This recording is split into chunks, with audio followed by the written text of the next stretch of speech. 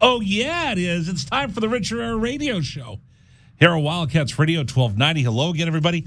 I am the aforementioned host of this radio show, Rich Herrera, along with my not-so-trustworthy sidekick, Dragon Ball Benvenitos.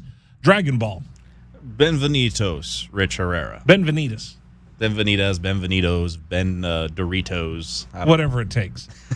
Today is Tuesday, which means Francisco Romero will stop by the program, radio voice in Espanol of the Arizona Wildcats. It's always a pleasure to catch up with him. And we start our Pac-12 Summer Football Tour today.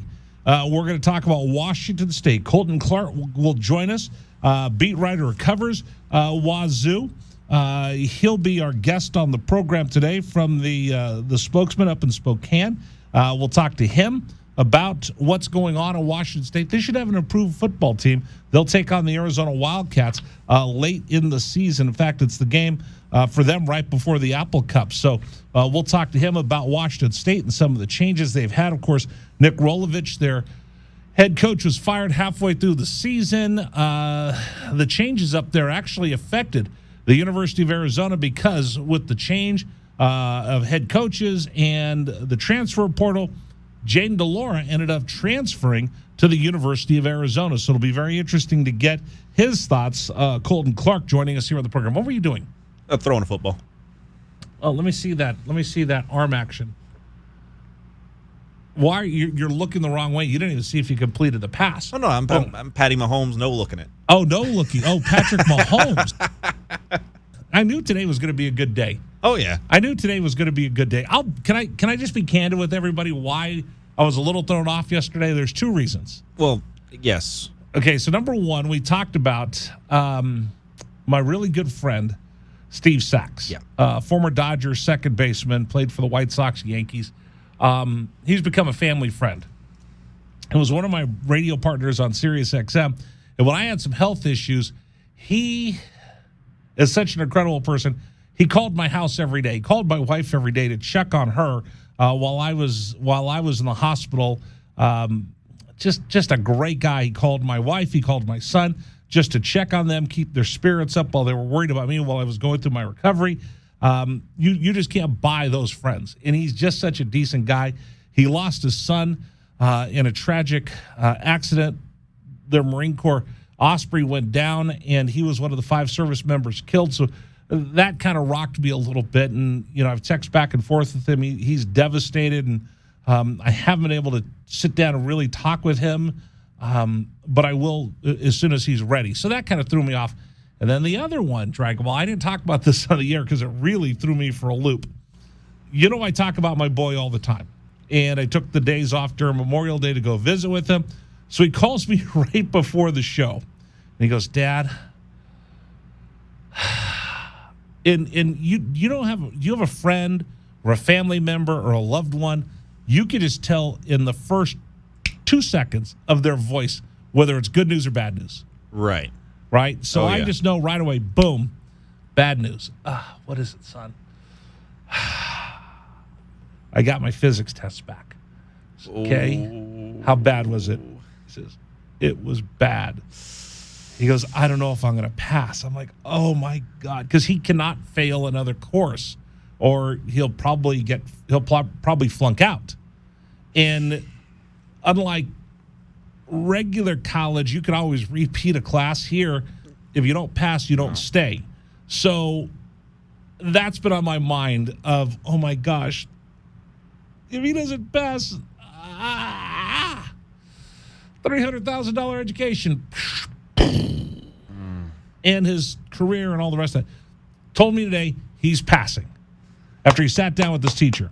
Still has 2 homework assignments, 1 more project, and a final, but he's got breathing room, barely breathing room. So I'm like, that's okay, buddy. Let's keep that and get an opportunity. So that threw me for a loop yesterday. Today, I feel much better that he's passing. I saw some really nice things written to Steve by fans. I also saw stupid things. I mean, just people. What kind of idiots comment on Facebook and social media? What kind of moron do you have to be, or what kind of depraved individual do you have to be to just comment on everything? there's a lot of people that are stupid. You could definitely have the argument being made that there should be some kind of check-in to see if they're using their social media opportunity the right ways. So when the story comes out about Sachs and his son Johnny, first one comes out, 5 service members identified. Second group of stories come out that they find out that it's Steve Sachs' son. So the headline is former Los Angeles Dodgers star Steve Sachs loses his son in military aircraft crash or whatever it was. And I saw people commenting like, well, how rude is it? Why are they singling out Sachs? Does he think he's better than everybody else? And people started attacking him online.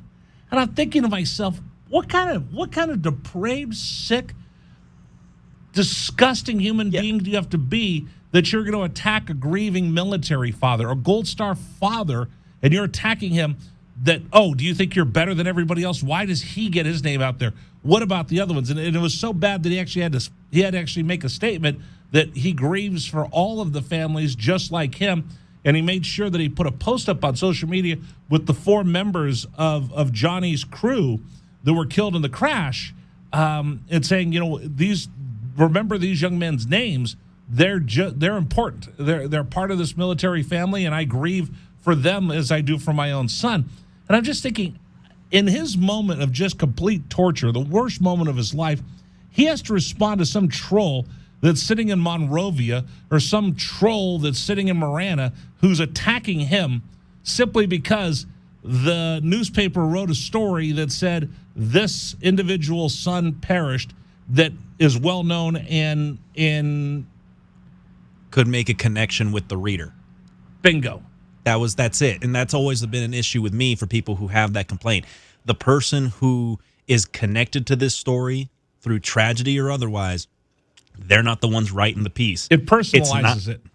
It's not like Steve wrote the piece and specifically said, I want my name to be here because I want to grieve more than the others. Do you really think he goes, oh, look, I'm so excited I get this in the newspaper? So no. It made me sick, and I was in a bad mood yesterday. Today, feel a little bit better. I saw people writing some really nice things to him, talked to a couple of friends, and, it's going to be a long road for them, but you know what? They're going to rally around each other, and I love that about them. And I'm going to be there for them whenever they need me to. So, with that being said, today's a much better day. I was just talking to Riggs before I came into the booth here, and I said, see what a difference a day makes. Yesterday, we were at wit's end. Today, got a little bit of breathing room. That's how we say, how do you eat an elephant one bite at a time? And we taken some bites already over on your screen from what I can tell. Oh, yes, because I'm still fascinated by this girl on YouTube. I can't believe you're still watching this. I'm only doing it to show you. No. Why are there that many wings? Why are there 4 platters in front of her? No. On YouTube, I was showing this to Dragon Ball yesterday. I've got a new hero. It's this girl, and she must weigh about $110, $115 at most. She's a tiny little thing, and she's a competitive eater. And I just watched her mow down a 4-patty hamburger that was like 40 ounces of meat in like 5 minutes. And now I'm just showing this on, if you're watching on YouTube, she's doing something where it looks like she's got 4 hamburgers, onion rings, waffle fries. That probably looks like 12 wings, onion rings, mozzarella sticks, and her and her boyfriend are going to try to eat the whole thing. I keep showing this to Dragon Ball during the breaks because it absolutely disgusts him. I don't like the heavy-duty competitive eating just because it makes me not want to eat ever. I've got a story for you today that, this is a side hustle. These guys get paid. They're professional eaters. I've got a side hustle for you that I'm going to offer to you today. On top of the other one I already have? Okay. Yeah, I got another side hustle for you. All right. All right, we got a sweet deal for everybody. Don't forget, coming up Friday, Casino del Sol's Bellissimo Ristorante Italiano. You can get a $50 gift card for just $25. Go to wildcatsradio1290.com, 8:30, Friday morning. Grab them while supplies last. All right, with that being said, let's see what's rattling around in my big old brain today. Warning, the following segment might trigger some listeners, and 1290 does not take responsibility for the following content. What the hell is going on? It's time for The List, as we explore the sick, twisted mind of our host, Rich Herrera. And that's when things got bad. And the list of things he is thinking about in that huge size 8 Chrome Magnum head of his. Look at the size of that boy's head. That's like an orange on a toothpick. You're gonna give the boy a complex. Well, that's a huge noggin. Has its own weather system. All right, here's what's rattling around in my big old head today. How about the Warriors? They came to play. What was the final score last night, Dragon Ball? It was pretty lopsided. I know. Well, what was it? I have to go back and really look at it because I kind of stopped watching there at the beginning of the fourth quarter. Why? Because I knew it was over. Right, but you got to see the greatness of the Golden State Warriors. It was 104-94. So actually, they made it closer than what it initially when I initially checked out. But yeah, but they hit the Celtics hit a tray late in the ball game. Otherwise, it would have been 104-91. Right. So go down, lose by 10 or lose by 13. Either way, you're losing by double digits. Warriors came to play against Boston. Boston had no answer for the greatness of Steve Kerr's led club. He's the best coach in the NBA. Can we just say that without anybody ever disputing anything that comes out of this pie hole? Steve Kerr, best coach in the NBA. Give me somebody better than Steve Kerr right now. And the answer is? No. No. Right now, no. Right now? Right now, no. Right now? Right now, Right now, nobody better than Steve Kerr. Steve Kerr is the man. After watching his team come out, and they've been blown out, they come back and win. They just have championship DNA, and that comes from Steve Kerr, which came from Lute Olson, which came from the University of Arizona. Oh, I forgot to get you the sound. Oh, are you talking about a certain Boston tour bus? Yes, did you get that? I may or may not have I sent it to you. We'll use it in the next hour. Yeah, I may or may not have some. Ultimate props for the Wildcats from a Boston duck boat driver. Well, I think it was a trolley. Because I think it was duck boat. It was a duck boat? Duck boat. You know what the duck boats are? Well, yeah, no, I know the duck boats, yeah. It's just like it was in the middle of the street, though. Right, but the duck boats, well, that's why they're special, because they go in the water and then you can drive them on the street. They're like a boat with wheels. Okay. I've been on the duck boat tours. Okay. No, I did not know that. I figured it was something similar to like what's in San Francisco with the trolley systems. No, trolleys don't leave the tracks. Duck boats can go. They're amphibious. They're ambidextrous. No, amphibious was the right word. You should have kept it at amphibious. Ambidextrous means they would use both hands, and I'm pretty sure a duck boat has no hands. What's amphibious then? Yeah, amphibious is the right term. What's amphibious mean? Amphibious means it can be on both water and land. Are you sure, or are you just saying that? I'm pretty sure I can get this one, because I'm pretty sure that's what they also describe with frogs. They are amphibious. Are seals amphibious? Yes. Are gators and crocodiles amphibious? Yes. Are turtles amphibious? Turtles, yes. Tortoises, no. Are you amphibious? Yes. Okay. No, because I can't. I don't think I can breathe underwater. And no, we're not going to find out whether or not we can. Can turtles breathe underwater? Sea turtles, no.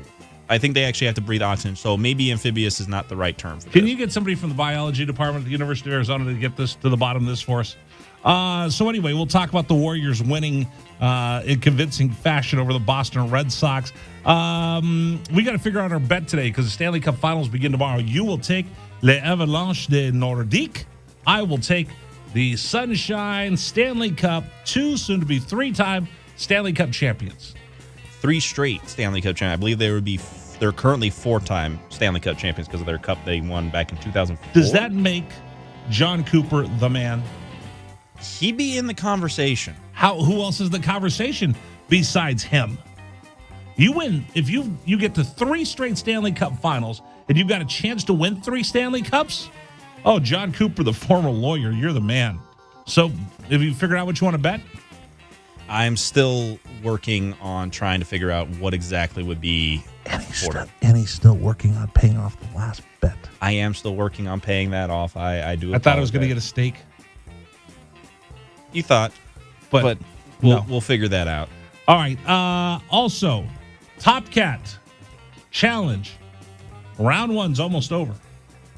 I'll turn my girl eating copious amounts of food off for just a moment to show everybody on our stream the right button here. Steve Kerr is the man, and he's winning our Top Cat Challenge, beating Kourtney Kardashian.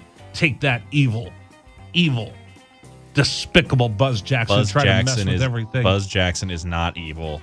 We do not want to ever say Buzz Jackson is he's evil. Terry Francona's beating Kristen Wiig. Craig T. Nelson over Nick Folk. Linda Ronstadt taking care of business against Andre Iguodala. There's one that's still in question. Where is it? This one right here. Savannah Guthrie and Gilbert Arenas are tied 50-50, flat-footed tie right now. Who'd you vote for? I went Agent Zero. I'm all about the guy who I beat. That's right. I beat him. He beat him in NBA Jam with him and his girlfriend at golf and stuff one time. And I need this to go through. I need Gilbert Arenas to get to the second round. When you guys got done, what was it? It was over at golf and stuff. When you guys got done, did the Cobra Kai come in riding their motorcycles and throw down with you? No, I think it was the Coyote Kai. That was the Johnny Lawrence didn't come and want to fight you afterwards? No, but we did. There was the Coyote Kai. I think they're the West Coast branch of that. Anyway, Savannah Guthrie and Agent Zero nodded at 50%. We need a tiebreaker. Go to wildcatsradio1290.com if you haven't voted. And when we start looking ahead at some of the projected second-round matchups, ouch. You know, the one thing I take away from this is Tucson, we've had greatness amongst us. When you look at all the players and look at all the people that have come through Tucson and through our university, it is rather impressive, the list of names that you have. Because you're going to have, in the NCAA tournament, all right, Canisius plays UCLA, and then UCLA in the next round will play, Reno. It's not like you've got big battles in the first round or big battles in the second round. In our tournament, there are huge battles in just the second round. I don't even know what the Elite Eight's going to look like. It's going to be tough, and I almost want to guarantee it is not going to be an all-athlete Elite Eight. Because I don't think so. There's no way. There's way too many other who alumni. can beat Jerry Bruckheimer? It's going to be tough. I mean, probably looks like it's going to end up being him and Ayton in the second round, so we'll see if the number 1 overall draft pick from the University of Arizona, if he's got a shot. But going against a guy who's made the Pirates series, Maverick. Have you seen Maverick yet? I've not seen Maverick yet. Oh, lo siento mucho. What's wrong with you? I've been busy. The last movie I saw was the Doctor Strange, and that was because me and my girlfriend spend all this time trying to get caught up on the MCU.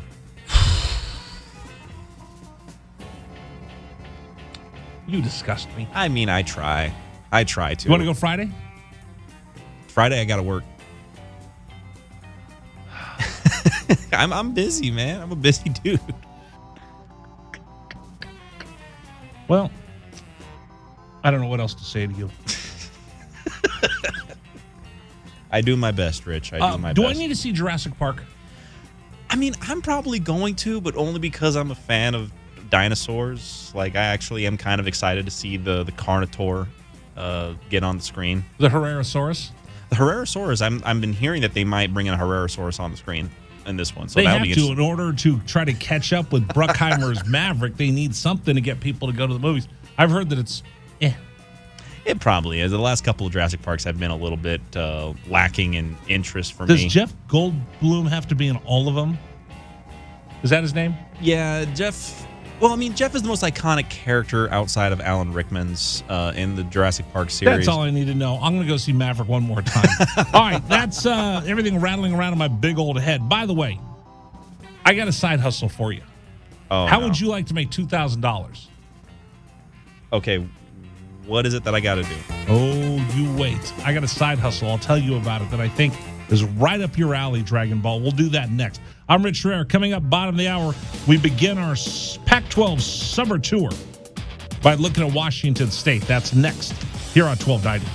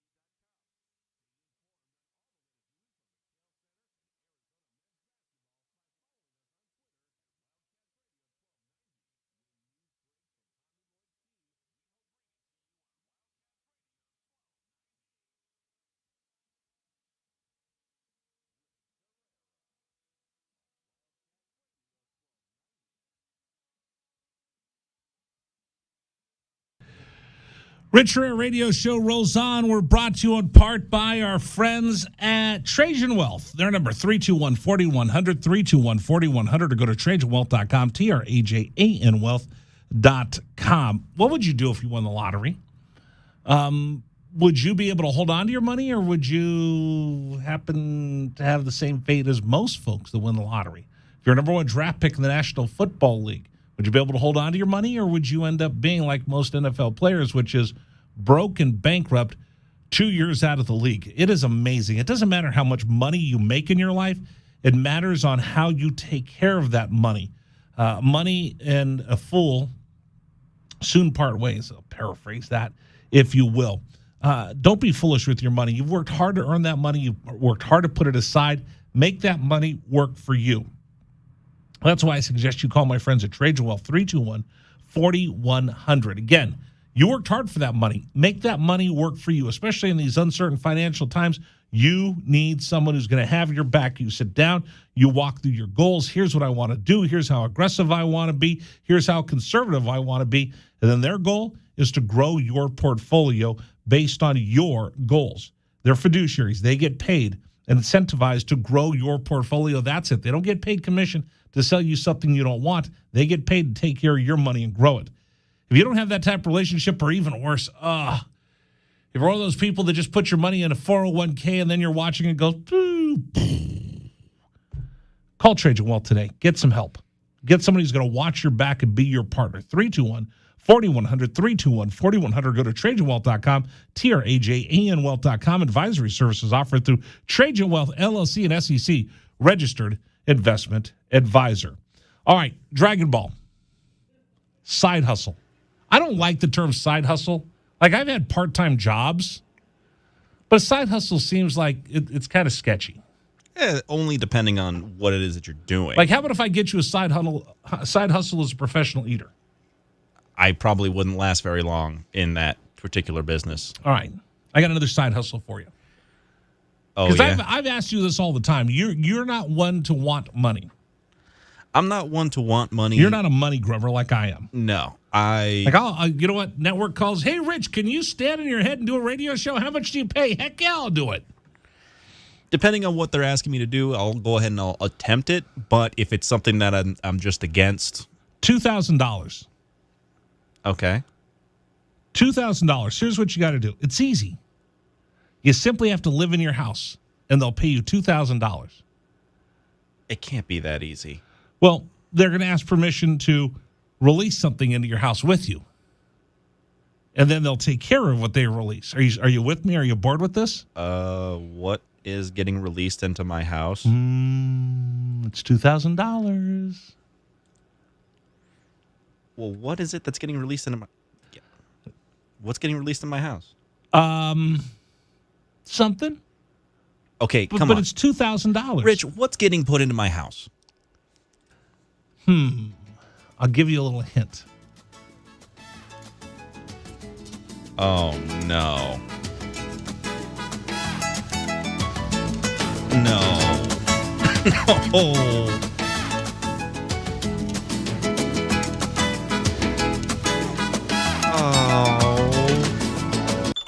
We're not putting bugs in my house. No. La Cucarachas? cucaracha, la cucaracha. Da da da da da da da. La cucaracha, la cucaracha. There's a place in Florida. All right, that's enough of that. There's a place in Florida. I just saw the story because I just wanted to discuss you the way I've been discussing you all week long, showing you the competitive eater. There's a company. They will give you $2,000. They're looking for volunteers to let them release 100 cockroaches into your house to show how great their pest control is using all natural something or others. Oh. Would you allow them to release 100 cockroaches into your house? They promise that they're going to take care of them with their brand of pest control that's all natural and 100% organic and blah, blah, blah, blah, blah. And if it doesn't work, then they'll come in, fumigate the house, and get rid of la cucaracha. No. Why? Absolutely not. Why not? You know, just because it's an invasion of my home of my own choosing. I refuse that. And also, if you're a exterminator, why would you attempt this? Because this is already an issue with that line of work. People that have to call in. No, but they're going to show how good they are at exterminating cockroaches by putting them in your house and then showing, boom, they're gone. Okay, so that's like putting your money up. Put your money where your mouth is. Yeah, but even $2,000. Come on, Dragon Ball. Yeah, but even then, even if you do fumigate, there's no guarantee you get every single thing. No, they guarantee they're going to get them all out of your house. You can't guarantee. I don't understand why this is such a big deal, because as a kid, we did this for free. Oh, come on. As a kid, we had cockroaches all over the house. No.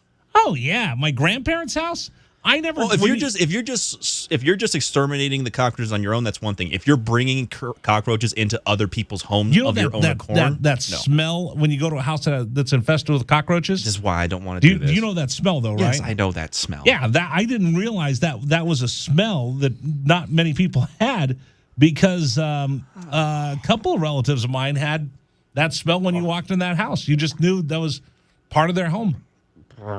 La cucaracha, la cucaracha. I'll give you $2,000, Dragon Ball. No? No. All right. We're not doing this. I just thought I was just trying to do you a favor. I was trying to do you a That's solid. not a favor. That's doing me a disservice. $2,000. You could use it to pay off your bet with me.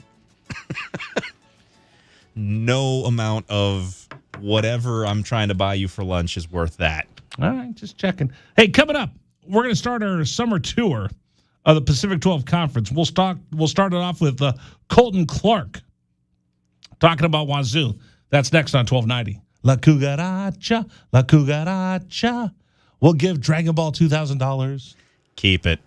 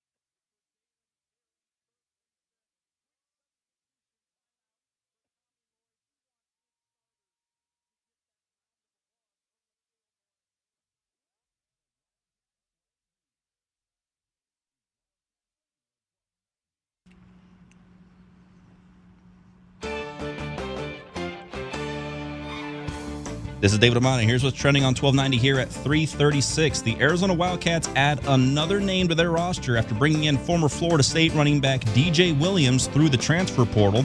Phoenix Mercury center Brittany Griner has had her detention extended for another month in Russia. The extension is procedural and is not expected to have any effect on negotiations towards her eventual release. The national anthem singer for the Men's College World Series has had his performance canceled after the Texas A&M alum was seen doing the horns down gesture at the Women's College World Series semifinal between Texas and Oklahoma State earlier in the month. Browns quarterback Baker Mayfield is still the subject of trade talks between the Browns and Carolina Panthers, with Mayfield's salary supposedly playing the major obstacle in getting a deal done. That's what's trending locally and nationally on 1290. Still more to come on the Rich Herrera Show. This is Wildcats Radio 1290.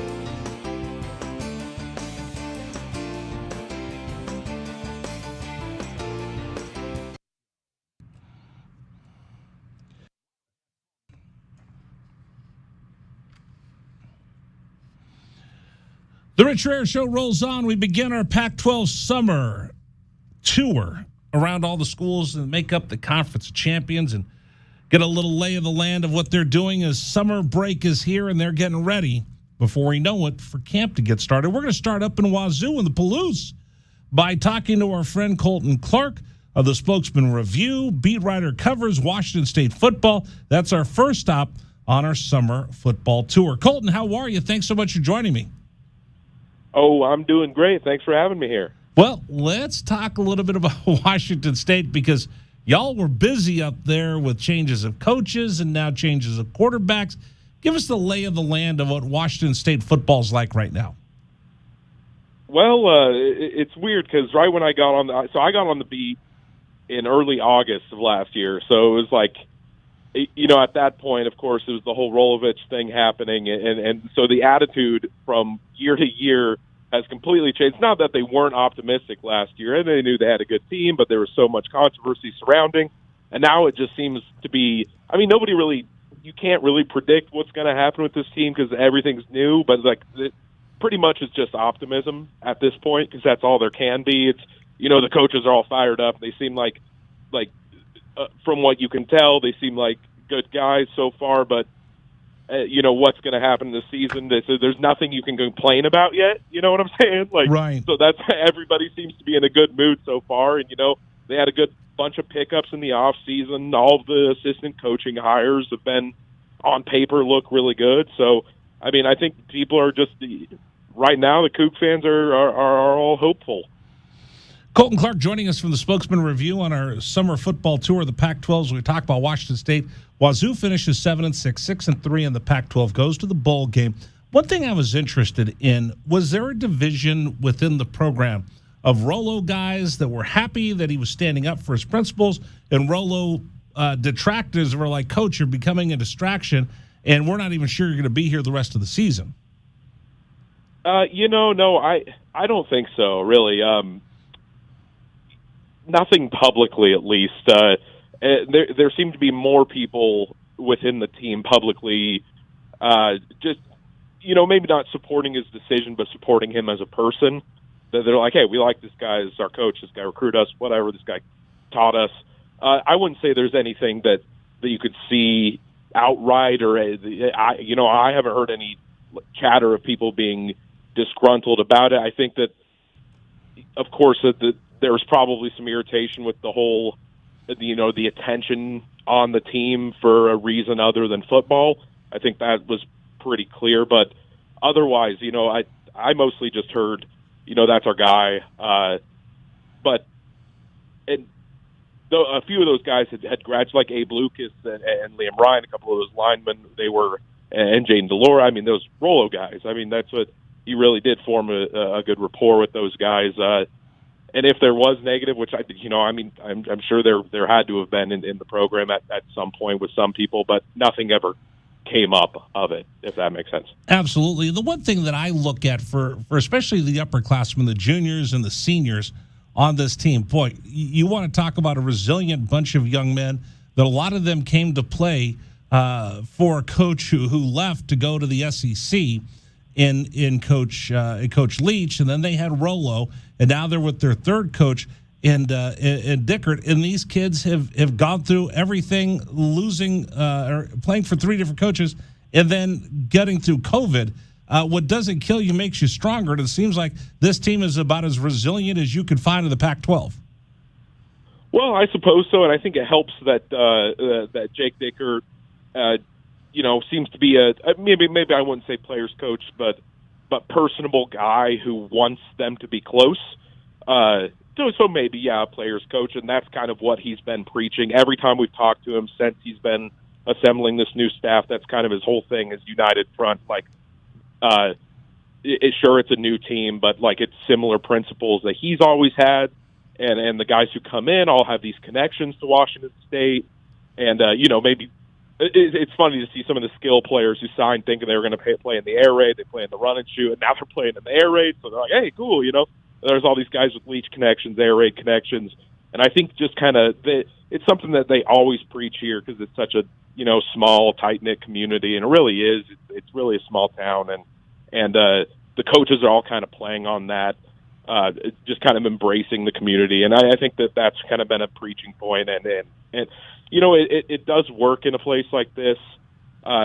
Really, all I've heard is from even the veterans, the guys who are 4th, 5th year seniors and whatnot, who've seen multiple coaches and everything. They seem to be really, really buying into Jake Dickert's thing, and I think that obviously their finish last year helped with that, and just kind of it seems like Dickert's personality and the personality of the coaching staff has helped the transition go fairly smooth from what I've seen. But again, like I've only talked to him a little bit and seen spring camp, so we'll see how it goes. But right now, auspicious, I guess. So give me a little bit more on Coach Dickert. And, we talked about the air raid and the different offenses. What are we going to see? Wide open, throwing the ball, chucking it down the field offense this year from Washington State? Not as those principles for sure, like some of the Leach principles, but it seems like they're going to run the ball at least 20 times per game. And I've actually been diving into this stuff quite a bit and trying to ask really specific things to just kind of, get the lay. Hey, what's kind of going to be the ratio here, percentage? But it seems like it's going to be close to maybe, I would guess right now, about 65% passing or so. And that'll fluctuate. Cam Ward will throw between high 30s to maybe low 60s passes per game, I would think. They have a lot of receivers, a ton of them that'll play, probably 6 or 7, not as much as the Leach days, but this incarnate word air raid, they're calling it the Coug Raid. It calls for 20-plus runs each game, and they have a lot of RPO concepts in here. The running backs position, it lost basically all of its guys. So, we'll see how these 2 new guys right now, it'll probably play 2 running backs, maybe a kind of scat back guy who can flex out of the backfield. But I would think that they'll rely more on the running game than in the Leach days, just based on in talking to him. And he's like, yeah, it'll probably be similar to what Incarnate Word did. And we'll get some power running. Sometimes we'll load the box. We'll do a lot of RPOs, we'll do a lot of screens, a lot of quick game stuff. Obviously, with 2 outsides and 2 insides, the kind of the base set is 4 receivers, 2 outsides and 2 slot backs, running back, shotgun. But they can change that around. I mean, they introduced tight ends, which is obviously something Leach did not have. That Wazoo hasn't used tight ends in 11 years, I want to say it was, and this is a first-year back, so they're creating this position group. Sometimes, they have multiple tight end sets in there for power running, and that's, for the Coug fans who were watching the Leach days, that's like completely new here. But yes, there will be some, and I think it'll probably be kind of a game by game. Like, hey, if the run game's working, we have the ability and the personnel to do, we can maybe just run it 30 plus times, whatever. But hey, we're finding success in the pass game. Cam Ward, do what you did some games in Incarnate Word at 2, and there's 67 passes or something like that. And they really do have the receiving talent to be able to pull that off. Maybe in this first year, I think maybe early, we'll probably see more passing. Obviously more passing than running, but more passing than what they want to eventually get to, which is like 20-plus runs per game, just because, the offensive line, there's a ton of question marks. The running back group, maybe not completely solidified yet. Not certain if these guys are all reliable yet. So I'd expect that since the receivers are pretty proven, quarterback, not at this level, but he's fairly proven at the other level. He has all these, recruiting rankings. Maybe that doesn't matter as much, but he's touted coming in. So more your talent, I guess, right now is in the passing game. Colton Clark joining us right now for the Spokesman Review. He covers Washington State as we go on our Pac-12 summer of football tour. So let's get to the changes at Washington State, is primarily at the quarterback position because it caused a ripple effect that actually affected the University of Arizona. So the transfer comes in that is much typed. Everybody's excited. Jaden DeLora leaves coming down here to Tucson. So let's talk about the new kid coming in to play for Washington State. Give us his background. How did he end up at that smaller school before getting the opportunity to come to Wazoo? Well, yeah, from southeastern Texas. He's played at a run-heavy school, just didn't really get many looks because he wasn't throwing the ball a ton, and ended up, kind of staying local, and just I think he had mostly like in-state offers and whatnot, and kind of had a good opportunity to start at Incarnate Word. And Eric Morris, during that first fall, fall 2019, I want to say, or no, fall. So he played his 2020 season was spring 21. That's right. So it would have been in the fall. He kind of saw that this kid had dynamic potential. He has these sidearm throws that he's been called this is pretty maybe too early to say, but some people have said Mahomes-esque. Right. Some of his movements with his arm. He's got that kind of skill that you can see where he'll throw no-look passes. He'll throw across it which is crazy in scrimmages. I saw kind of tangent here, but in scrimmages you can see sometimes he does these look-offs and no-look passes. He'll be running one way and just contorts his body and throws the opposite way, and real strong arm. I think it's 60 yards in the air from his knees.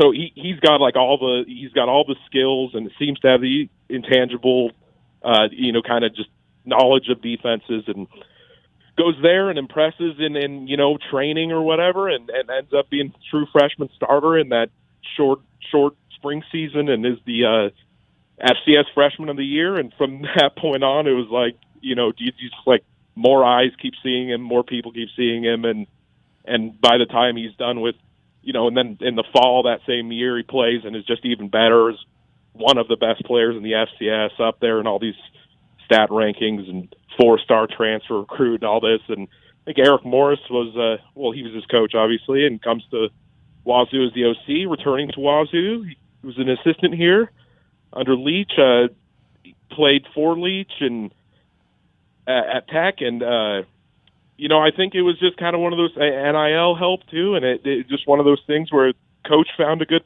spot to land. Dickert was looking for, a new, because Dickert didn't want to, he's from kind of the bowl coaching tree, Wyoming, North Dakota State, and he kind of wanted to branch out and, get a style that would complement the personnel that they had left over from, run and shoot air raid recruits, and going back to people who know this community was really important. So you go to Morris, and he brings his QB along. NIL helps, and now you're for the first time in a long time. It's because all those other former Wazoo QBs, it was funny in the preseasons, there was always a QB competition, right? And now there's in the spring and fall. Maybe even if it wasn't a legit QB competition, it was always quote QB competition happening, and now it's really refreshing that everybody's yeah, that's our guy.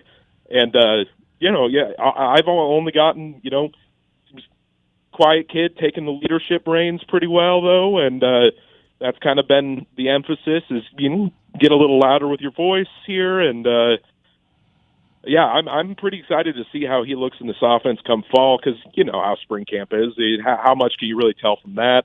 So we'll see when they get a little bit more, amped in the fall time. I think it's one of those things that and I got to give kind of another tangent here, but I got to give Jaden DeLora, I thought was excellent all throughout last year and deserves a ton of credit for just that the positive finish there and keeping everybody together. And he's proven at this level. I don't know if Cam Ward is entirely. He's not entirely yet. Like he certainly has the film, but it's mid-tier FCS conference to Pac-12. We'll see what happens, but I would try to make a wager. I'd say he'll be just fine. That's where I wanted to go to next. We're talking right now with Colton Clark from the Spokesman Review. Beat writer, covers Washington State. Again, I'm glad for Cam Ward getting a chance to go play in the Pac-12, but I'm really excited for Jayden de Laura finding a new home down here in Tucson, Arizona, playing for the University of Arizona. Give me a 30-second thumbnail on him, his leadership ability, and the intangibles that we'll see, because I remember very vividly watching him after the Apple Cup, grabbing the big flag, a Washington State flag, pushing his way through the mob of humanity that was there on the field in Seattle, and planting that flag right in the middle. And I'm going, wow, that kid's got some intestinal fortitude. Yeah, he's got the moxie, the mojo that brings people together, kind of just natural leadership. And you could see that. And, last year was my first year. I'd watched him before, but it was my first year really covering the team. And I thought, I was high on de Laura. I thought the whole year, and after Rolovich was gone, and you just know that de Laura and Rolovich had a very close relationship, and he still goes and plays very well the rest of the season. And you could tell, and even Jake Dicker would talk about that often. Like, Jayden just deserves a ton of credit for keeping this team together, and he was already a leader, but becoming that even more. It really, I don't like to say unprecedented because I heard it 1,000 times last fall, but it really was. And you got this kid, he's second-year guy, and he's already leading all these guys who are super. Because they had a ton of experienced skill players last year, and I got to say, I don't know what would have happened if de Laura wasn't their quarterback at that time. He seemed to just kind of have all the makings and the natural confidence, and of course you see that when he's planting Old Crimson at Husky Stadium. But yeah, and I think a lot of people understand kind of the circumstances of what happened, and some people are irritated, but it's like the coach that he formed a bond with is not here anymore. And it sounds like, and this is presumably, but it sounds like this new guy's coming in with his quarterback. So, it's probably best option for him to go somewhere else where he's needed, or where he can take those reins again. And I think he'll be I think he'll be just fine too, just based on what I saw from him. He seemed like it seemed like he'd learned from his freshman year, and then the off-field stuff, the mistakes he'd made, and he had talked about that too. And yeah, I think his maturity in 2 short years, he went. I mean, he developed in that area, I feel like, very quickly. What are the expectations for Washington State? I'm looking through the schedule. Open up against Idaho, go on the road to Wisconsin, Colorado State, Oregon, Cal at home, then 3 tough games in the road, USC, Oregon State, Stanford, Arizona State at home, and then the one that I know that there's probably a couple of people that up in the Palouse and down here in Tucson are circling is you get the rematch with Jayden de Laura taking on his former team down here in Tucson the week before the Apple Cup. What are the expectations that we're talking about for Wazoo this year? Well, I think, it's hard to say. Like I said kind of earlier, it's a completely new staff and new look at several position groups. But I think just based on the personnel they have returning, especially their defensive box, like pretty well stocked there with talent. And I think, the question marks are the O-line, maybe the DBs. But right now, I feel like most people are thinking, it's definitely a bowl eligible team, maybe as good as last year or so. It's, if I'm just kind of spitballing here, 6, 7, 8 wins, maybe something like that. It just seems like they would have the talent to not regress from everything they went through last year, and that they would be able to at least sustain it. And but then again, who knows? A brand new coaching staff, like, it could go either way, I guess. You could surpass expectations. You don't really have. I guess you don't really have a ton of them coming into the season, but you could. Who knows? They could blow us all away, or it could be that first year kind of thing where it just stuff's not working out well for the first year staff, and that it takes time to develop the program. And but if I were to guess, just based on what I know about these coaches, what I've seen from the players, and what I already knew from the personnel that they have, like, yeah, I would guess that they're a game or two over bowl eligibility, just based on what I've known, what I see from them. And it's going to be interesting to see them go on the road to Camp Randall early in the season, and then the 3 road games in a row. Then the emotional game I think they'll have against Arizona because of Jaden playing down here. And then you get the Apple Cup.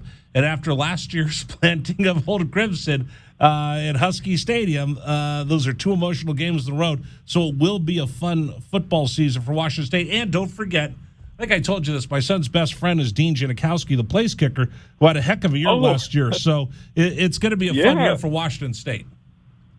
Yeah, I think so. And remember, those I don't think that they'll be fazed by, emotional games and stuff like that because, a ton of returners from the team last year that went through all kinds of that stuff.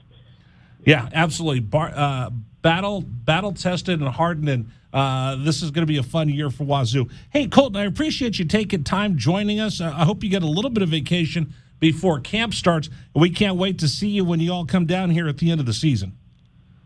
Oh, well, thank you so much for having me. I really enjoyed it, really enjoy doing this stuff, and thanks for listening to me just kind of, babble on about go on tangents. And hey, stuff. listen, I'm going to hit you up to come on with us. I enjoy talking college football with you, so don't worry. We're going to hit you back up a lot to come on the radio with us. Okay, well, sounds good to me. All right, I am down for that. Thank you so much. Colton Clark, spokesman review, our guest here on Wildcats Radio 1290. Thanks, Colton. We'll talk to you soon. Coming up on the program, let's see. What do I got to do next, Dragon Ball? Am I on time? Did I do everything? I haven't messed anything up today, have I? Not yet, but you don't talk about the no-hitter, even though it's only the 4th inning. Well, you've never had a perfect broadcast. Well, I can show you the video, though. Oh, no. Now she's going to eat 2 pounds of tater tots and 1, 2, 3, 4, 5. I think that's fish. Yeah. 6 giant pieces of fish in a sandwich. Oh, you look at that. We're actually coming up on the top of the hour here. Oh, yeah. That's right. Dragon Ball. All right, come on. It's either this or let me sign you up to put the cockroaches in your house. No, we're not doing either of those things if I have the power for it. Hey, Steve Kerr is easily the best coach in the NBA. Anybody want to disagree? I'm going to give you a couple reasons why coming up next here on 1290.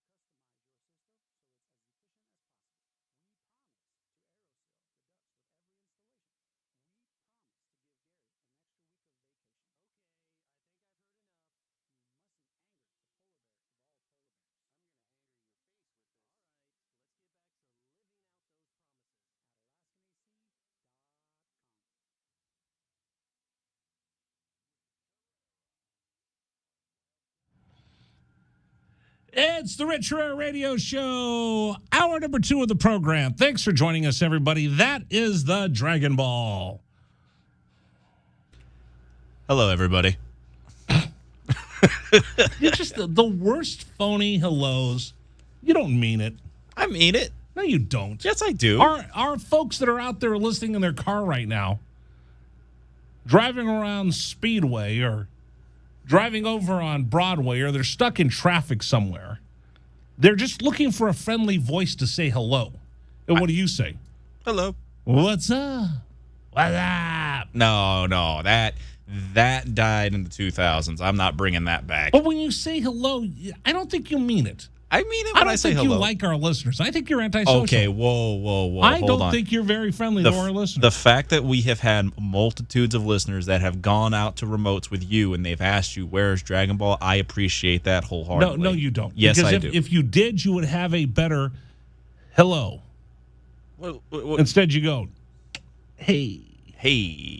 I mean, I'm laid back. I'm a nonchalant guy. I'm not going to draw attention to myself with a big, boisterous hello. Can we just try a hello that's worthy of this program? Okay.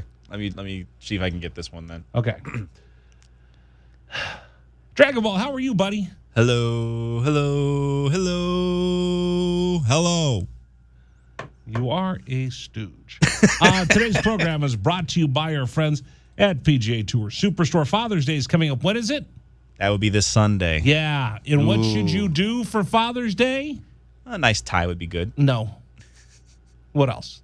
Maybe one of those. Maybe those new upside down pens. No. One more. Ashtray. Ashtrays? No. I don't know. My dad doesn't smoke, so that wouldn't work at all. Yeah, but kids will give their, way back in the day when you were in school and you had art class, they go, oh, we're going to make your dad a Father's Day present. What are we going to make your dad? An ashtray. Ooh. Just to give it to him, and then most dads go, I don't smoke. My bad. Right. So for all those crappy Father's Day gifts you've given over the years, Dragon Ball, here's what I think you should do. You and everybody else should go to PGA Tour Superstore and make sure you clutch up and you get your dad the type of Father's Day present he deserves. How many years of bad ties, socks, slippers, and ashtrays for the man who doesn't smoke has he gotten over the years? He deserves a great Father's Day present. And that's exactly what you'll find at PGA Tour Superstore, located at Oracle and Limberlost. Shop with the pros at PGA Tour Superstore. They have everything for the golfer in your life. So if it's a dad, it's a grad, hey, you know what? He could really use a dozen golf balls. He could really use a pair of shoes from Nike, Adidas, Echo, Puma, New Balance. He could use a new golf cap from Nike, Under Armour, Travis Matthew, Barstool Sports. He could use a new golf towel. Get him something that he wants, for gosh sakes. After all of those giraffes, elephants that didn't look like an elephant, and my favorite, just the drawing that the kids did on Sunday morning because they forgot to get their dad something for Father's Day. He deserves something great. Take him into PGA Tour Superstore and let him pick what he wants. Or even better, go in there. You can get him. How about this? I have a Theragun I got from there, the massage gun. Life-changing. You could get him a golf lesson. They actually have PGA instruction in the store. Or you can get him the perfect golf club and they'll fit it for him. It is awesome. So, my suggestion, after disappointing your father for so many years with bad grades, poor decisions, and bad Father's Day presents, make it up to him by going to PGA Tour Superstore. And I even got the hookup for you. Mention the radio show. You'll get $20 off a purchase of $100. You get $50 off a purchase of $250 by just mentioning Wildcats Radio 1290 or the Rich Rare Radio Show. By the way, just to remind everybody, pink Titleist, FootJoy not included in this promotion. Everything else, giddy up. PGA Tour Superstore, Oracle, and Limberlost. Okay. Steve Kerr is the greatest coach in the NBA. Can I give you a couple of reasons why? Think about this. How many coaches have we just seen run off? How many coaches have not been able to hang with LeBron? How many coaches have not been able to hang with KD? How many coaches have just been turned out time after time after time after time? How many coaches win championships and before you know it, they lose the team? Think about how great Steve Kerr is, right? Here's all the things, here's all the things that he's been able to do. You ready? List them off. He's got a superstar that he's been able to keep happy and content and hungry in Steph Curry. Do you ever see he and Steph button heads? They'll have disagreements, but you see they respect each other. Do you see a superstar that is that respectful of the coach and the coach is respectful of him in the league right now? It's hard. It's hard to think of anybody. Think about it. How many coaches has KD spit up and shoot out? Wes. How many coaches has Westbrook caused to lose their gig? How many coaches has LBJ turned on? There's been quite a bit, and for Russell Westbrook and LeBron, they both kind of worked together to get the last one fired. How about this? Steph Curry, Steve Kerr. You never see any dissension, and Steph Curry seems like the happiest superstar in the NBA, doesn't he? And there's not a lot of angst that goes. I mean, the biggest angst that he has is a bar in Boston said that his wife can't cook, so he trolled them by wearing a T-shirt last night that says Alicia Curry can cook. That's the good. Biggest. That's the biggest amount of angst that Steph Curry has in his life. That's first world problems. That's first world problems. Okay. Draymond Green. Name me a coach that's going to be able to control and keep happy a locker room that has Steph Curry, the babyface assassin on one side, and then public enemy number one, Draymond Green, on the other side of the locker room. Draymond Green is a monster. Draymond Green is probably the most difficult person that I could think of coaching on the court in the NBA today. He's going to get technical fouls. He's going to get you into fights. You saw him yesterday. Ball out of bounds. Jason Tatum had the ball, and Draymond went to go get the ball to take it away from him. And was it Tatum or was it one of the others? I can't remember who it was. But he had one of the Celtics said, no, I'm not going to give you the ball. Draymond's chasing him. All of a sudden, there's like 5 Celtics standing down there, and Draymond lipping off at each other. Draymond is just a headache. Have you ever seen Draymond and Steve Kerr butt heads? Recently, only due to the fact that he's been benched him in the fourth quarter? Yeah, he's been getting benched a little bit. But that being said, immediately following the game, Draymond's the first guy to say, I'm not playing well. That takes a special type of person to be able to communicate that for such a proud person as Draymond, who's such a lightning rod. Everything he touches turns to chaos, and he's been able to keep that chaos just within the orbit of Draymond Green, and it hasn't spread everywhere else. Think of Dennis Rodman, what a distraction the Worm was in his days with the Bulls and with the Lakers. He's as close to chaos as I think we've had in recent memory, that Draymond Green is even in the same neighborhood with the controversy that he causes and the chaos that he causes. Draymond Green is no Dennis Rodman. He's not outlandish. He's not half crazy. He's never gone to North Korea to meet with their ruler that I know of. I don't think he's going to. No, that would have been highly publicized as well. So, but I don't think that happened. Draymond is just a tempest in the teapot. He's chaos, yet he's not distracted or taken away from the Golden State Warriors championships or this trip to the championship. What it very could have easily turned into something ugly. Steve Kerr just has the right touch to keep that thing going. That's why I think he's the best coach in the NBA right now. How about this? Klay Thompson ruptures his Achilles, blows out his knee. He's on the shelf for 2 years, and Steve Kerr never gave up on him. Steve Kerr kept him in the loop, kept giving him confidence, kept showing him love, kept encouraging him. And there was times where Klay had to be frustrated. Oh, even in these playoffs, he's had those moments. And there's times where the Warriors have to be frustrated going, if we had a healthy Klay Thompson, we'd be winning. But instead, we're getting blown out and not making the playoffs or getting thrown out in the first play-in game against LeBron James and the Lakers. But he kept Clay in the loop, and he kept waiting, and he kept waiting. And then when Clay gets back, they lose Steph for a little bit. But what does Steve Kerr do? Just keeps on going. He's able to add younger players and move them into the mix, like Jordan Poole. There's only one basketball and two Splash Brothers and Draymond Green, and he's still able to find enough touches for Jordan Poole to emerge as the next big star of the National Basketball Association. You don't do that by accident. Yes? And you got to also include the fact that they got a top overall pick in Andrew Wiggins, who's still on that team, and you're even starting Otto Porter in the finals, where a lot of people were going to write him off as being just, oh, this guy's just a journeyman. Otto Porter's not really going to be worth that much. He's become a critical part in the rotation, and they even waited for Gary Payton II to come back. That was my next point. Yep. He's taken veterans that were cast-offs, like the old Oakland Raiders used to do, and brought them into the fold with 3 future Hall of Famers.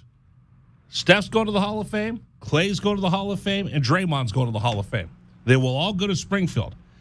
Imagine that. You have 3 Hall of Famers, and you've got an emerging budding star in Poole and Wiggin, former first-round draft pick, and I still am able to work in Gary Payton II, who's been around the block more than once. Played a lot of G League this year. And he's been able to take all of this and turn it into a culture of winning that I don't know if you could crack the code of the algorithm of how he's done this, other than Steve Kerr is the greatest coach in the NBA today. It's going to be fun to have the conversation of where he sits all time when it all comes said and done. But who knows? He's one of the top 15 in the league right now. And you would have to argue if he wins this championship, that'll be his third? Fourth. Fourth? One back-to-back with KD and Steph and Clay and all them. Won the first one when it was just Steph, Clay, and Draymond. So this would be actually the third different version of the Warriors championship team he has. Pretty much. The only time where he's been able to go ahead and go back-to-back with the same roster identity-wise has been with Steph, Clay, KD, and Draymond. Wow. That's amazing. Yep. Tucson, your own Steve Kerr, greatest coach in the history. No, I can't say that. Getting ahead of myself, but he's the greatest coach in the NBA today. But that's what I mean, though, is that it's going to be fun to have the conversation about where he ranks all time. Will you put him up against Phil? Phil, you got to put him up against potentially, I don't know if you're ever going to be able to put him up against Godfather. Red Auerbach is going to be. Well, no, I was going to say the Godfather. Pat Riley. Riles. Yeah. Auerbach. I think he wins his championship. He's in that conversation. He could very well be in the conversation for at least in the top 10, maybe all time. Especially with the level of dominance that he's had. All right. So again, Thursday he gets an opportunity to win yet another NBA championship for a guy who's the number 1 overall seed in our Tucson's Top Cat bracket. That one was a risky one for the beginning of part of it, but that's because despicable Buzz Jackson. Buzz Jackson is not despicable. That is a very good man. No, he's bad because he tried to get Kourtney Kardashian over the top of Steve Kerr. What are you trying to sound like Babu from Seinfeld? He's a very bad man. He's a very bad man. Very, very bad man. That Buzz Jackson. I want to continue talking about the NBA. If you guys want to chime in, 520-848-1290. 520-848-1290. You know what? I got a question. Did cursing cause a curse for the Boston Red Sox? We'll talk about that next here at 1290.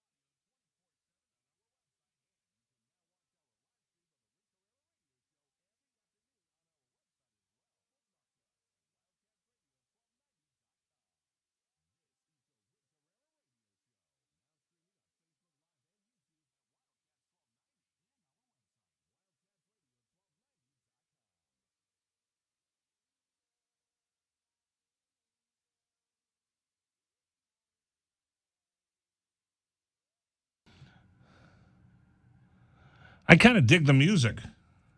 It's got a little bit of an epic feel to it, doesn't it? It does. What do I feel like? I don't know. I feel like Conan the Barbarian with that music. A little bit like standing on the walls, ready to face the incoming forces of Greece and King Agamemnon. Is that the 300? No, that's Troy. Didn't they lose? Yeah.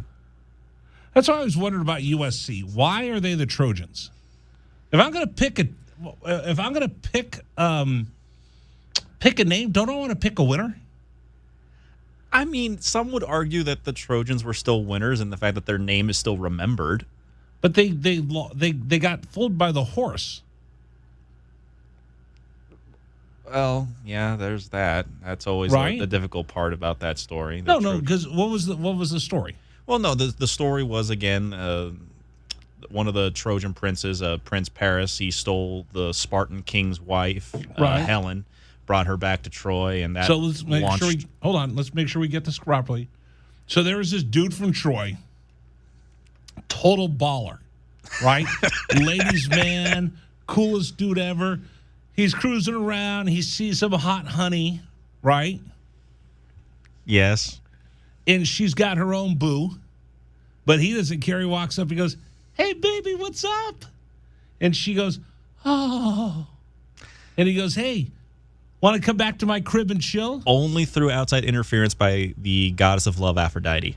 Aphrodite had a hand in this as well. "You want to come back to my house and chill?"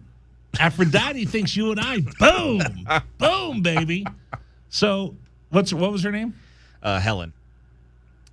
Helen rolls back with this Trojan to hang out and chill. So now all the Spartans get mad, like, "Hey, dude, what happened to your lady?" "Dude, that guy from Troy just rolled over here and took her away from me." And everybody else is going, "Dude, that's not cool. Dude, that was your boo. How dare he come in here and start poaching our women?" So then the two of them, like the Spartans, are not happy. Troy's going over there, and the prince from Troy's making him mad because he's putting up all these Instagram selfies of him and Helen hanging out, and they're going the happy hour, and they're going to the beach, and they show him going down a log ride at Disneyland. They show them on Space Mountain. So Helen and the dude from Troy are just mocking the Spartans on Instagram and Twitter, and all of a sudden they're trolling everybody in Sparta. Is that kind of what happened? Pretty much it. And then what? Well, then the Greeks send their forces out. And These are the Spartans or the Greeks? Well, the Greeks join up with the Spartans. Okay. Oh, so this is so bad. Agamemnon is brothers of the king of Sparta at the time, so they all make like a So coalition. now everybody's like, "Dude, that's not cool. Don't be stealing Helen and getting Aphrodite to help you. And then don't be trolling us by putting up pictures on Instagram." So the Greeks and the Spartans go, "You know what, Troy? We're coming for you, baby." They put out a TikTok video like, "Yo, bring her back or else." They brought in a lot of their ringers, like Achilles and Ajax and the like. They all kind of came over. They all kind of roll over like, bro, ride or die. Let's go, homie. Let's go, homie. So they all roll over in this outrageous whip made up of a horse, right? No, they made that horse after they got beat down. Oh, so they show up and they want to throw down with Troy, and Troy's like, "Ha ha." Because, again, the walls and the archers of Troy kept them at bay, So the dude from Troy standing up there, "Not only do I got your woman, eat these arrows." Boom, boom, boom, boom, boom, boom, boom. And he beats down the Greeks. He beats down the Spartans. And he's going, "Winning." Describing the Iliad in this way is like such a bizarre way. Like I can't remember if it's the Iliad or the Odyssey, but describing the story of Troy like this is bizarre. So then what happens? Well, they take the boats and they make the Trojan horse. And the idea was that they were making it to try to appease the god Poseidon, who was the god of the sea and god of horses. They wanted safe passage back to Greece across the Aegean. So they make this whip And they drop it off at the front door, and they go. That's not actually what happened. What happened was they left it on the beach. The Trojans went to the beach. They saw it, and they brought it back to the so they're just out there abandoning a whip out there, and people like, dude, check this out, man. The homies from Sparta in Greece got beat down so bad, they just left this whip out here. Dude, I'm going to take this, and then I'm really going to send some Instagrams. In fact, me and Helen are going to get all cozy up in this whip right here, this Trojan Horse. So they roll it back into their house. They're like, yeah, that's right. Where are we going to put this bad boy? I want to put it someplace where I can actually have streaming video of it, and I'm going to send it back to everybody in Sparta and Greece and go, winning! And then in the night, that's when the Greek soldiers that were inside the horse came out. They opened the gate. The armies of Greece and Sparta and the rest of the coalition forces with Agamemnon came into Troy, and they ransacked the city from inside. And then what happened to Helen? Helen and Paris, from my recollection... Who's Paris? Is Paris the Trojan dude? Well, Paris is the prince. Paris is the prince of Troy. Yeah. Because there were two princes. There was Hector and there was Paris. Hector was the older brother. So Hector's like Lane Kiffin, running the Trojans, running his mouth. Well, he's also trying to tell his brother, what are you doing? Our father literally spent years trying to get peace with Sparta, and you're literally blowing this by stealing his wife. Like, what is wrong with you? And then posting the photos and then posting selfies on Instagram. Yeah, and then it ended What's up, playa? And then it ended up costing Hector his life because he got killed by Achilles. So Paris got his brother killed, and he got his father's kingdom burned down. So the Trojans were losers. They lost that particular fight, yes. So why would you name your school after losers? We gotta ask David Kelly about this. David Kelly's a USC Trojan, isn't he? Yeah, I mean, if I were trolling the Trojans, I'd leave that whip out there in front of Heritage Hall. There was an argument, I think, initially in the story that said that they were thinking about burning it, but they didn't want to offend Poseidon. Because they felt that if they burnt the horse statue, it would have offended Poseidon. So why would you have a mascot that is a loser?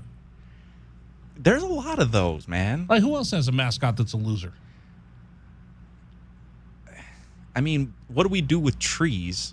We just cut them down repeatedly, don't we? Yeah, but who's the trees? Well, there's Stanford. The Stanford but Cardinal. They're the Cardinal. It's a color. The tree comes because it's a junior university. Leland Stanford Junior University. I don't know if you want to. I don't know if this is the same thing, but I mean, basically, a Sun Devil is also a loser if you take into account the fiddle fight he had with Johnny down in Georgia. Ooh, that's right. They're losers too. I like this. Can I go talk to Paul in Phoenix real quick? I'm going to be late with your update. And by the way, you've done a really good job with your updates today. Thank you. All right, let's go talk to Paul in Phoenix. Paul, welcome. You're on Wildcats Radio 1290. How are you? Rich, bear down to you, sir. How are you? I am outstanding today. What's up?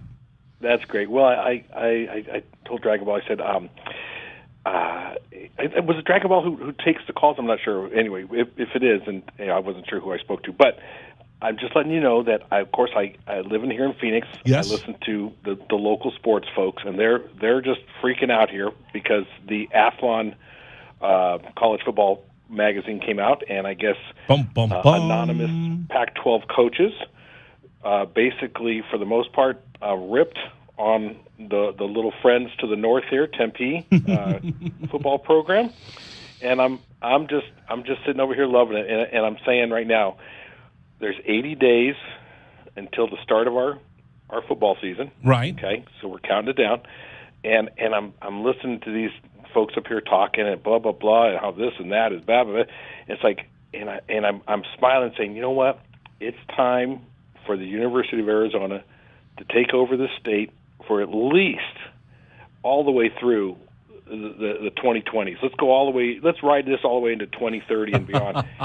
You've got Jed Fish. He's got the fish tank going out there. We've got Coach Lloyd. Right. I mean, what a classy guy. Coach Lowe coaching our softball team, and by the way, Tempe's getting ready to lose their softball coach. Right. And of course, Tempe is stuck with. Well, didn't they get eliminated? Muskrat Hurley. Didn't they get in baseball? Didn't they get eliminated by Chip Hale, the Wildcats? Their season got ended by the Arizona Wildcats because they were running their mouths on social media, and then all of a sudden, Bye, Felicia. Yeah. So it's this is all good, and I'm happy to know. The only thing is they're going to blow that thing up so bad. I'm hoping it takes them, 5, 10, maybe 15 decades before they come back around again, their football program. But I'm loving it. But you know what, though? We won't really know, and I want to say it's either November 25th or something like that. We won't really know how well or how far we've come until that game. And I'm not trying to, bypass the rest of the season, but 1:00 in the afternoon on a Friday, the day after Turkey Day, it's time to finally we got to get rid of and like you guys said, one of the worst mascots is the demon, the devil. Ugh, we got to get rid of that, and let's move. It's our time. It's our time. We have to take advantage of it. And no, I'm not worried about what's his name, Riley at USC. And I know there will be lots of weeks and months to talk about that, but I'm not worried about that. Everybody is. In fact, if that was the case, everybody should just bow down and close up our shop and let USC have it for the next so many years. Well, okay, so let me jump in here with you. I want to see the University of Southern California rise to the top of the college football rankings because you do need a standard bearer for the Pacific 12 Conference. We got to get teams in the college football playoff, whether it's Oregon or USC, for the livelihood and for the sake of this conference. You got to get somebody in there. That's why I love the fact that that's important to our new commissioner. The other part of that is if you get Pac-12 teams in there, it raises the pedigree and the prestige of this conference to be equal to that of the other four schools that make up the Power Five. And when that happens, all the boats will rise, including the University of Arizona, and it gives you a running shot. The one thing that's going to be tough, if they do get rid of the conferences, the divisions. The divisions, right now you only have to beat 6 teams. You have to be the best of 6 teams to win the South. If they get rid of that, now you've got to fight through 11 teams. You have to fight to be the 11th best team in the conference in order to get to that conference championship. While it's good for USC and it's good for Oregon, it's going to be tougher for teams like Arizona that are ascending to try to get there. That's correct. No, I 100% agree with you, Rich. But at the same time, the only concern I have with Coach Fish and the staff that he's put together is that he's put together a good staff, and those folks will be like, wait a second, we need to take him, we need to take him, we need to move. You know what I mean? That's always my concern. Like, doggone it, but let's enjoy this because I think there's good things coming. I really do. And again, I'm 80 days away, and I can't get to August quick enough. All right, by the way, let me ask you this: have you voted for the top cat yet? I did. I did. Yeah, I turned him in yesterday.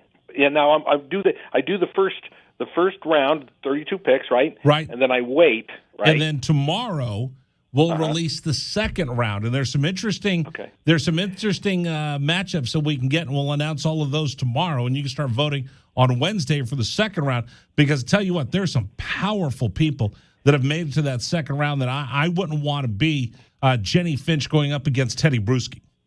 Ooh, man, that would be a tough one. So this would be this next round. Then will be what we think should be the Sweet 16. Technically, this will be the field of 32. Then, we'll get down to the Sweet 16. 16, yeah. And the interesting one, we still have. In fact, let me look at it right now. Let me get an update here. Are you coughing in my ear, Dragon Ball? No, I'm not. You just did. Is there like a grand prize, for the person who picks the overall winner? Is that what's going on here, Rich? No, because it's just a vote. It's not lunch with you. It's not lunch. Yeah, with I take you. If you come down, I'll go to lunch with you. I will be down. Trust me, I will be down there the first football game. And so we're there. We're there. And I'm going to see you. I'm going to meet you. So right now, the only tie we have in the first round is Savannah Guthrie and Gilbert Arenas are tied right now. Now, see, I'm too much of a Gilbert Arenas fan I went Gilbert. So did Dragon Ball. Anybody else out there has a chance to vote for Gilbert. Come on, guys. There you go. Gilbert was a baller. Gilbert was he was the first generation of Benedict Mathurin. He had that.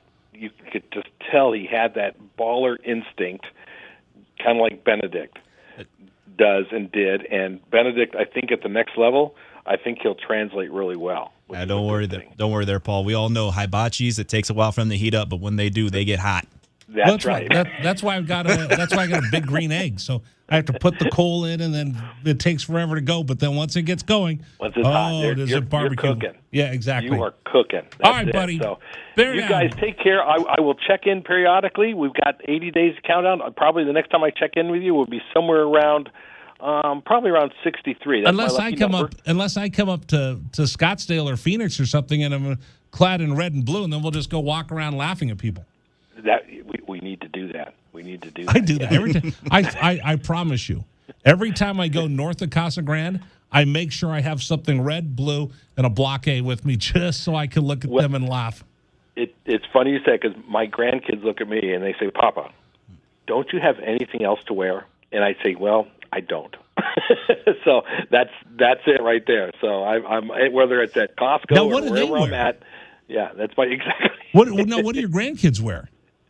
What are they? You know what? They're big time U of A fans. Okay, good. They're big time U of A fans. They're young girls. They're 7 and 6, and they are full on into U of A athletics. In fact, they will probably, attend their first football game hopefully this year. So I'm looking forward to that. That's a grandparent's dream right there. I love it. So, I love it. Yeah. Hey, Paul, thank you, brother. Take care. Have a good one. Take care. All right, Bye-bye. bear down. All right, Dragon Ball. We're way over time. You got an update? I'm going to talk about the curse of the cursing coming up. I promise I'll get back to where we're supposed to go. No worries. Are you having a good time? Oh, yeah. I'm having a great time. This is a good show. We'll continue it. This is 1290.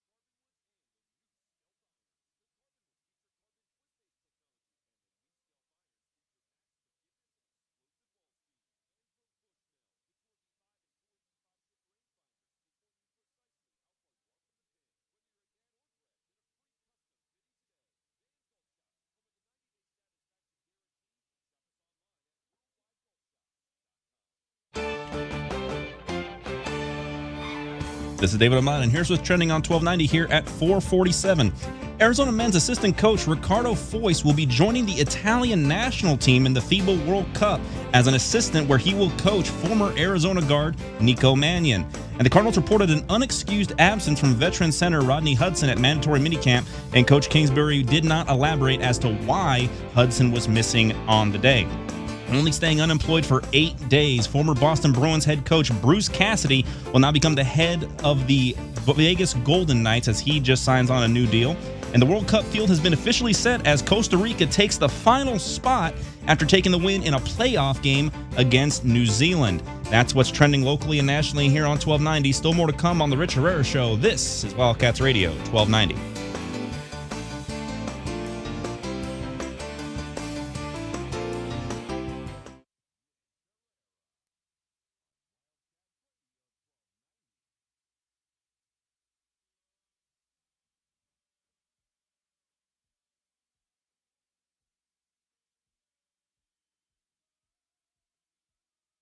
Bum, bum, bum, bum, bum.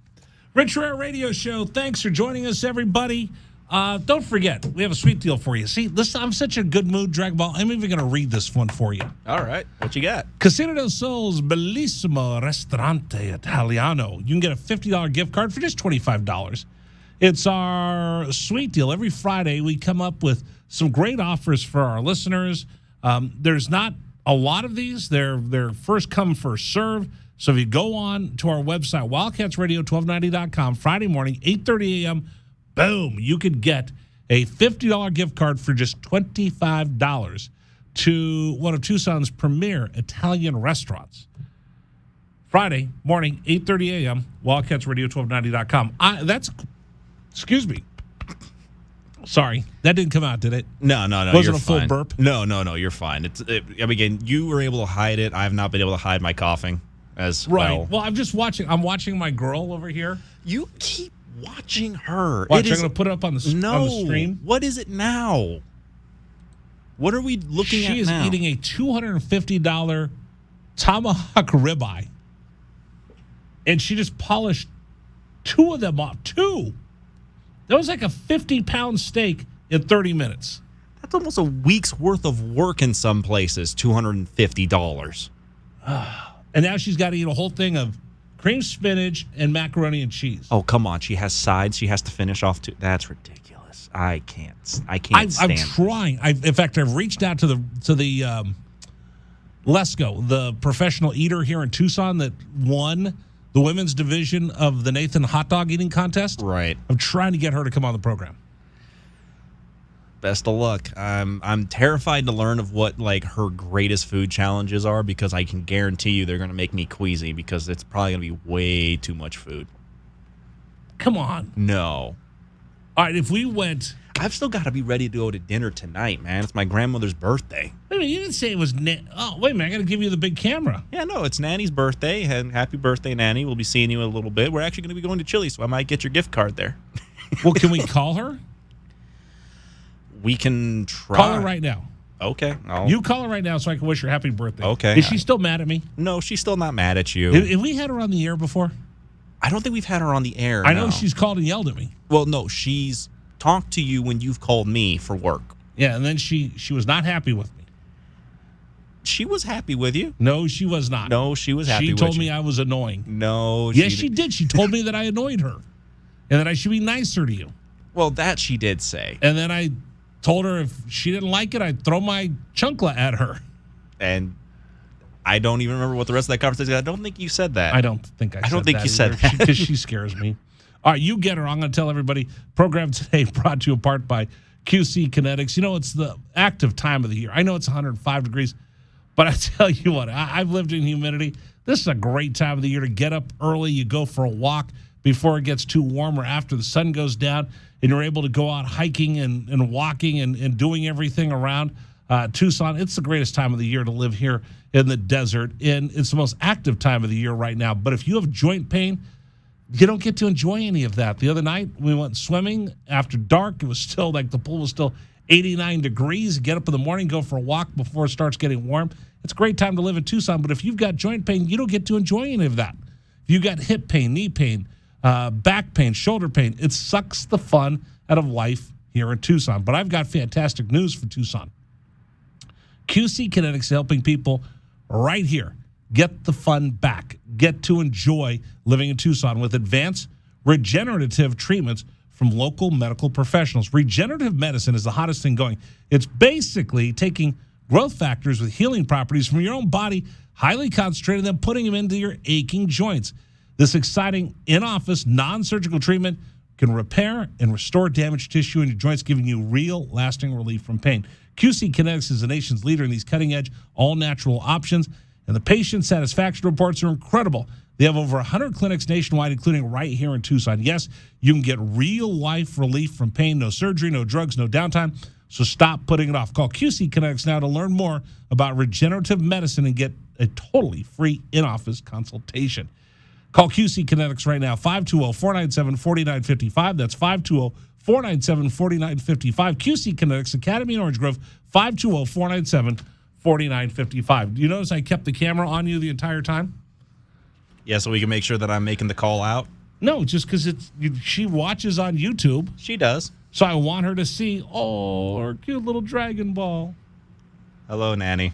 Is that why you're dressed semi-decently today? I mean, I try to be semi-decent every day, but this one's a little bit better. No, yesterday you looked... Okay, the shirt was open with an undershirt because it was too hot, all right? And the shirt was wrinkled. You looked like you were homeless. Okay, it wasn't that bad wrinkled, but it was pretty wrinkled. I'll admit to that. All right, let's go out and wish your grandmother a happy birthday real quick. Nanny's on line 18. Nanny, happy birthday. Thank you, Rich. How are you, sweetheart? I can't believe that I'm actually being put on radio today to wish me a happy birthday. Isn't it exciting? It's very exciting. I am thrilled. So, tell me about your birthday celebration. Just another day, Rich. No, Just it's a day to celebrate. It's another day to celebrate. Stand it. Why? Why? You're wonderful. We're talking with Dragon Ball's grandmother, Nanny. It's her birthday. What is, are you 48 today? I am 74 years old, and I'm happy to be there. Yes, yes, yes, yes, yes. And I'm thrilled that we get to talk to you on your birthday. And I look 40. There you go. Listen. Hey, stop that. My wife's listening. Don't get me in trouble here if I'm flirting with you. And I am not angry with you. I've never have been. You are too sensitive. I am. I'm very sensitive. I'm very thin-skinned. Yes. I cannot believe that you still get on the air and say, "Oh, your nanny called me." What did I say? You said I was annoying. Annoying. Rich, I call my son and my grandson annoying. Oh, believe me, I know it. I've met your grandson. I know what you're talking about. All right, so tell me, you know what? 74 years young, right? Right. What's the key to happiness for you? For me, is loving my family. You and I have that in common. I told you once before that I am the female version of your father. I love my family, and I call them all the time. I annoy the heck out of them, but their love for me is what keeps me going. I would give anything in the world to be able to see that phone pop up with a call from my dad. I'm glad. You should call them more often. Oh, trust me. You should see how often I call them. I annoy the heck out of them. Wait a minute. Who's that? That's my dog, Ollie. Oliver. Oliver? Okay. Hi, Oliver. Happy nanny birthday to Oliver as well. What brings you joy in your life? Is it your family? It's my family. Yeah, it really is. I live for them. Okay. They're the biggest accomplishment in my life. You know, I feel that way about raising my son. Yeah. And seeing my son raising a great son. I feel that way. You know what's funny? We all find ways of fulfillment or self-actualization. It took me a while to figure mine out, And mine is being the best dad that I can. That's what I get the most satisfaction in life, of being the very best dad that I can. Yeah, and I think if people did that more, they would get more enjoyment in their lives. The other day, I did a show. I don't know, did I do this with you, Dragon Ball? You did this yesterday, actually, as a matter of fact. No, this is a different one. I did a show. I think I did this on the network. I talked about Queen Elizabeth, right? She's 70 years on the throne, and I was talking about, think of all the things that she saw in her life, Nanny. You know, Winston Churchill was her first prime minister. She saw the defeat of the Nazis. She saw the fall of the Berlin Wall. She saw what it was like when the internet exploded, and she's lived an incredible life. So for your 74 years, you said 74 years? Correct. What are some of the things that you've seen in your life that you look back and like, wow, I can't believe I got to experience that? Wow. In my life, I can go back as far as maybe my high school years when Kennedy was assassinated, when they had the first man on the moon, just women's rights movements. I've seen a lot, and I lived overseas for a big part of my life, and I've just been so blessed to have seen other cultures, experiencing other ways of living. I feel very blessed in my life. I'm thinking about this with you, Nanny. I feel like an old man. I feel like that old man. Get off my lawn, you kids with your long hair and your rock and roll music. And I look at the kids who work here, not your grandson sometimes, but sometimes him too. But I don't have long hair. That's the first problem. That's true. But I look at kids today and I wonder what's going through their minds. And now I'm going like, oh my gosh, I'm becoming my dad. You've seen generation after generation after generation. Do you still feel that way when you look at the kids running around with their phone, their nose in their phones? Like, what's wrong with this generation of kids? Because you've seen multiple generations of kids raising your son and then watching your grandson. Yeah. Rich, I really like to think of myself as very modern. I love people. And I love kids. Mm-hmm. So they do annoy me because I think kids today feel very entitled, but I love them. I see so much potential in them. And so yeah, I'm not too hard on them, but I do see that generation since I was a kid has really changed. I tell my son all the time, do you appreciate what you have? I mean, I remember my dad spoiled us. My dad spoiled us because he didn't have much as a kid, but I still remember, we lived in ag towns. And I remember the rich farmer ranchers' kids had everything, and I had more than most, but it was still a little bit of a different. And now I look at these kids, and they have everything under the sun, and I try to remind my son that he needs to appreciate everything that he has, because there wasn't that far a generation ago that we didn't have everything that he has an opportunity to do now. Right, and I think that that's how I raised my son, and I've seen that my son has raised his son, and I am one of the proudest grandmas, nannies out there. I love my grandchild, and you can bet your life I'm sitting here when you are egging him on, and I'm over here fighting with you the whole time. Rich, you better stop that if you know what's best for you. Because I'm going to get hit with your chancla, aren't I? Oh yeah, you would. What would you use to spank your kid? Would you use would you get the slipper or would you get the belt? Anything I had in my hand.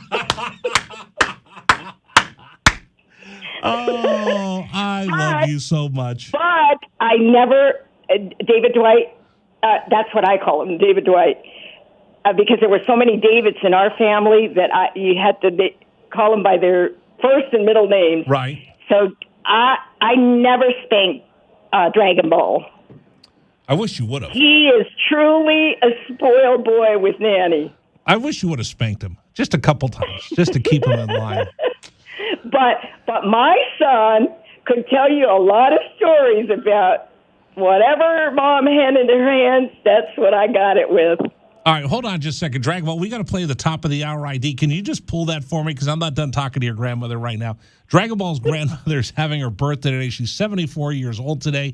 They're going out to dinner afterwards, and I just wanted to call her and wish her a happy birthday. But I'm going down this Dragon Ball hole with her, so you people just sit by for 2 seconds. Let me play our legal ID.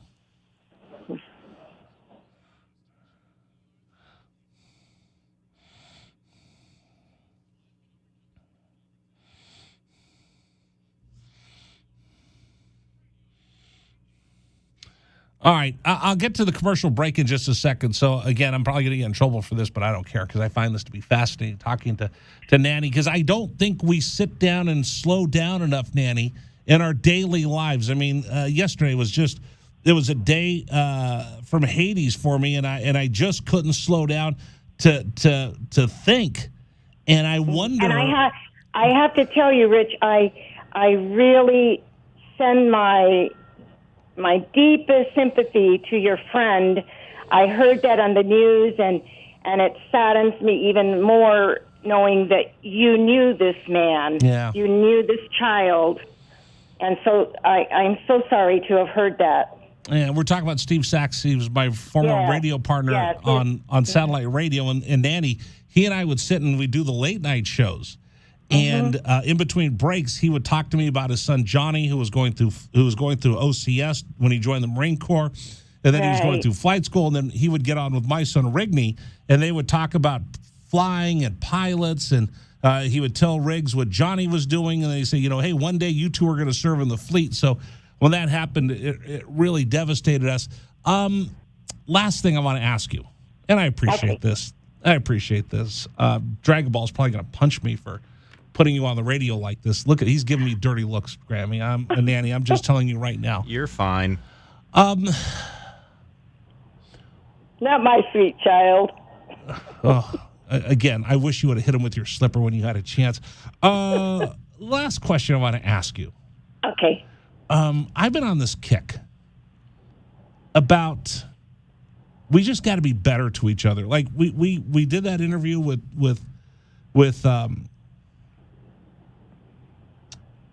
Lamont Hunley the other day, and we were talking about Julius Holt, who well chronicled, and what a bright light that's shown in the middle of the desert, and everything that he did for all these kids here. And one of the things that I took away from our conversation with Lamont Hunley was that Julius Holt was not afraid to tell people, I love you. And in this day and age, in 2022, everybody's so frustrated. Everybody's so quick and ill-tempered. And I was talking yesterday, somebody cut me off at the car wash, and I was going to get Chick-fil-A today, and there was a lady behind me, and she almost ran into me and then cut me off because she wanted to get in line before me. And I'm like, please, go ahead. Everybody's just so frustrated, which leads to anger right now. Tell me it always hasn't been that way, and tell me there's hope that it'll get better. Oh, there's lots of hope. David will tell you that I am always out there trying to make people happy, and I think if you do your part, that person that could maybe have been out shopping, angry about something, if you show them love, they're going to show you love back. So I believe I do have hope. I believe that people are naturally nice people. So I think you're right. I'm hoping for that. I try to say hello to people, strangers. Sometimes they look at me like I'm crazy. Sometimes they do a double take, and you can see that they've got less, that they took a moment and they breathed and they look back and they go, oh, hello. Or I try to open the door for people. I just try to be friendly.